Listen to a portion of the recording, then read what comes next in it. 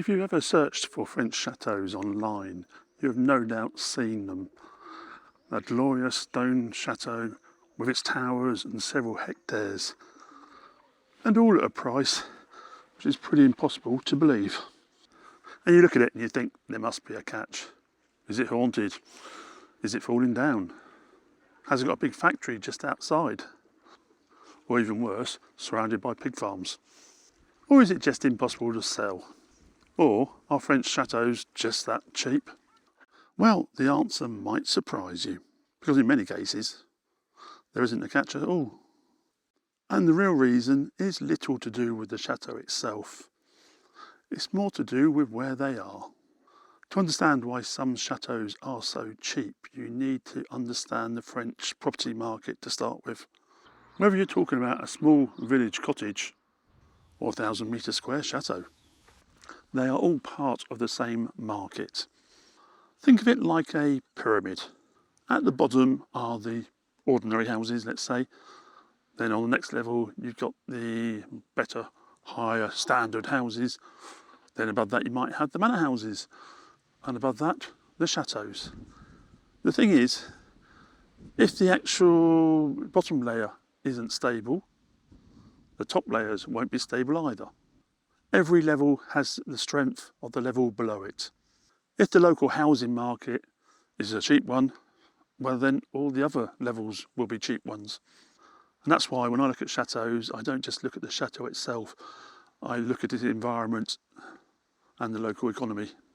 The biggest influence in France on property prices isn't castles, it's employment. The French estate agents will often talk about the bassin d'emploi, or the employment basins. Areas where people live because there are jobs, usually some big sort of factory. Then after that, it might be due to that factory being there, there's smaller companies, and those smaller companies need local needs, there's supermarkets, there's local shops, etc, etc. Same the world over, basically. And where there are jobs, people need homes. When people need homes, prices go up, and the whole thing moves up the levels. A chateau doesn't sit outside the local market, it sits on top of it. And that is why a lot of the cheaper chateaux in France are found in central France, eastern France, the more rural areas, let's say.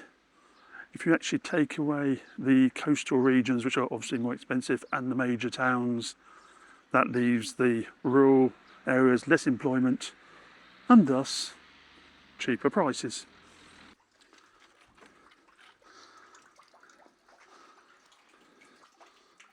Now let's look at somewhere different. The Dordogne. It's internationally known, popular with international buyers, and the tourism is strong. The second home demand has been strong for decades. But how come we can still find cheap chateaux in this area? Well, simply because one thing about Dordogne, what everyone loves about Dordogne, is the sheer number of chateaux which are there. For centuries, since the English and French 100 Years' War, there's been hundreds of them. And many still survive today. And when something is plentiful, it can hardly be rare demand. And the buyers have choice. And when buyers have choice, well, the prices drop. Because the competition between sellers keeps the prices under control. That's very different from a region where the prices are low because the demand is low. Here the demand is relatively high, but the supply is relatively high as well, thus control prices. Now compare that with Brittany. Brittany has a strong domestic demand and it has a strong touristic demand. Brittany is France's most second popular place for second homes for French people. Employment is relatively high and it has reasonably good transport links. Thus, there is a great supply.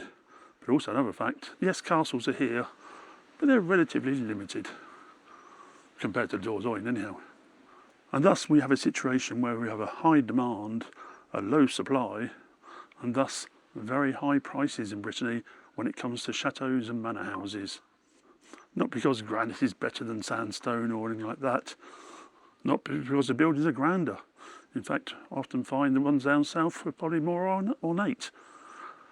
But simply because the lack of supply is there with a high demand. There's also another point which catches lots of buyers out, the cost of renovation. A lot of people, for some stupid reason, assume that because the chateau is cheap, it will be cheaper to renovate. That's not the case. A new roof costs roughly what a new roof costs, but it's a big one as well. Structural stone repairs, heating, insulation, doors and windows. It's still the same cost as everyone else, but multiplied by X due to the size. The actual materials themselves are pretty well the same cost all over France. But A, you're multiplying by size and numbers, and B, you might still be in a cheap area, doesn't mean your property is worth more.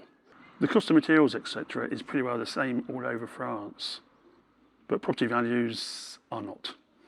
So you might buy a chateau for what you think is a steal, invest a few €100,000 into it, and then want to sell it, and then realise that the cost of the place works included has pushed you out of the local market. That doesn't mean you shouldn't renovate, but it means you need to think hard about how much you're going to spend on the property. If it's your forever home, then, well, no real problem. But if you're buying the property as an investment, then you need to think about this and get it right. But don't forget, prices don't just reflect a good deal or not. You might get somewhere going cheap for personal reasons, but in general, cheap properties are in cheap areas. And if cheap areas are us, it usually means there's low employment, not that many shops, not that many restaurants, not much going on. So if you like the country life, then it could be good for you. If you want something a bit more lively, it's not necessarily right. And don't forget, often with employment centres comes transport links. So if you are thinking about moving around or having family come to see you, then that is well worth considering too. There is no national bus system here to speak of. Yes, there's buses, but you can't get 3 or 4 buses coming down your street every day taking you into town. It doesn't happen. Life in France, especially rural, you are dependent on a car. In the quieter regions, yes, money will buy you more land, but A, do you want that much more land? Don't forget, more land is more upkeep. Neither choice is right or wrong. It's just knowing what you want and adapting your search to fit that. So, are cheap French chateaus real? Certainly. But they're cheap for a reason. Sometimes it's because the local economy is not the best, let's say. And sometimes it's because the local economy is doing well, but there is a stock. Sometimes it's a combination of both.